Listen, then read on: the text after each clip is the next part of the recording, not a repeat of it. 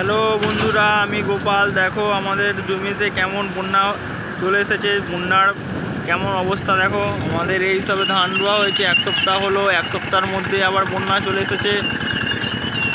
বন্যার পরিস্থিতিটা দেখো দেখো।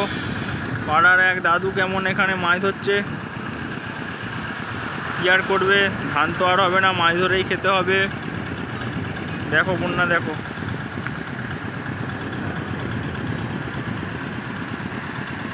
এখানে যা জলের স্রোত দেখে মনে হচ্ছে এখানটায় যার জমিটা সে তার মাটি হয়তো সেখানে খাল করে দিয়েছে, জমিটাকে একবারে খাল করে দিয়েছে মনে হচ্ছে। এখানটায় যা জলের স্রোত, আর সেদিক দিয়ে দেখো চারদিক সব জলে জলোচ্ছ্বাস হয়ে গেছে।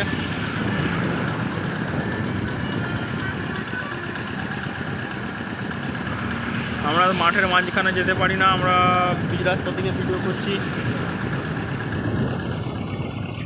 পিচ রাস্তা থেকে ভিডিও করা হচ্ছে। দেখো এ পাশটার দেখো অবস্থা।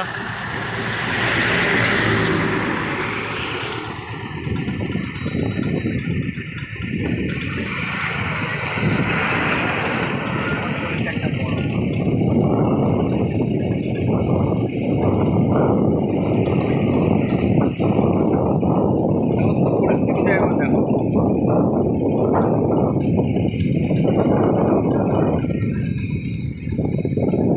আমরা মাঠের মাঝখানে যেতে পারি না, পিচ রাস্তা থেকে আমাদের দেখতে হচ্ছে, কারণ জমি তো চেনা যাবে না কার কি জমি।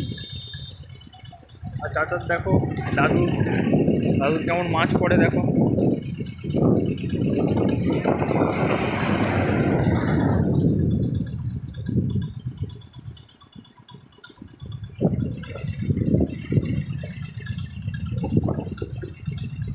তোমরা একটু আশা দাও তো, এটা কাল থেকে আমাদের এখানে চলছে, আমাদের ধানগুলো টিকবে কি টিকবে না।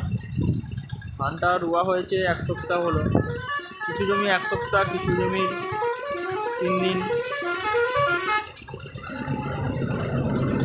ভাই বন্যা ছাড়া হলে এরপর আমরা কী করবো যাতে ধানগুলো যাতে টিকে।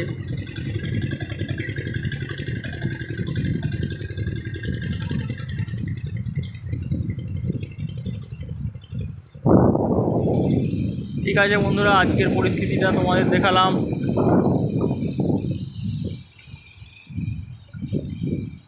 আবার কালকে যদি এমনই যদি জল থাকে তাহলে কালকে আবার তোমাদেরকে দেখাবো। তোমরা চ্যানেলটি সাবস্ক্রাইব করো, লাইক কমেন্ট শেয়ার সব কিছুই করো। ধন্যবাদ।